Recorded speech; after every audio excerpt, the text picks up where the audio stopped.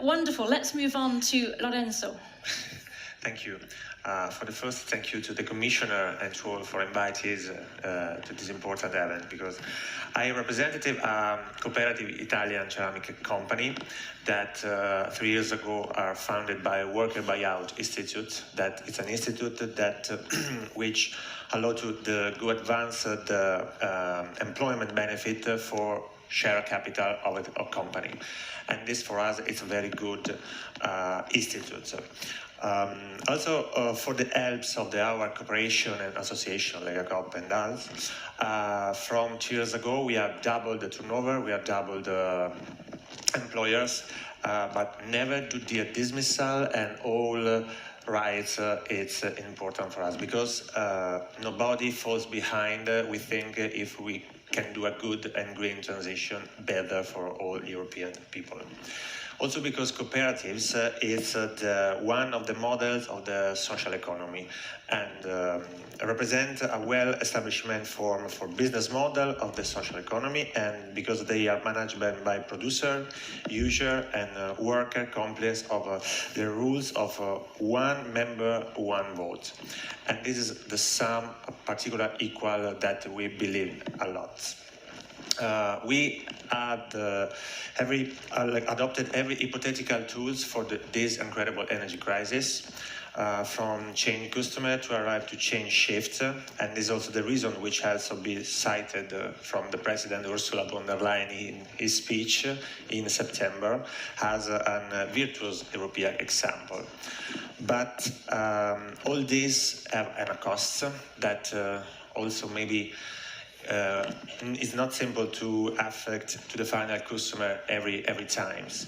And for all this, my question is how can we mitigate the impact of energy crisis in a company in general in Europe, but to ensure the competitiveness of the European company, because it's important for us. Well, I would start by congratulating you for this approach in setting up this company. Or I was yesterday in the Basque Country and I visited a huge cooperative which has become a very, very huge enterprise. So I think this shows also that in our economic system, different models are absolutely possible and can be very competitive. That's the first thing. Thank you. So you're welcome. Also in in relation to what we call social economy, because this is a vast and broader concept. Well, I think this is the biggest challenge now. We have really to make sure that our companies who are suffering much more from these price increases, much more than the Americans, much more than the Chinese and others, because prices have really increased more in Europe than in many other places. We have now to, this is also in a way a transition.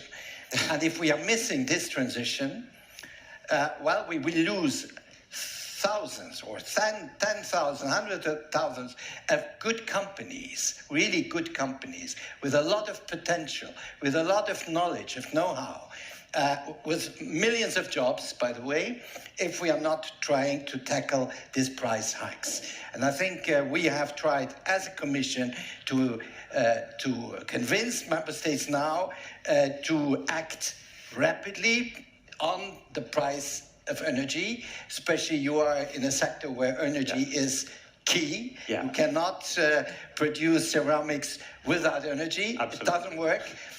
You have certainly you can improve the efficiency of energy. Probably you have done it already. This is the first step.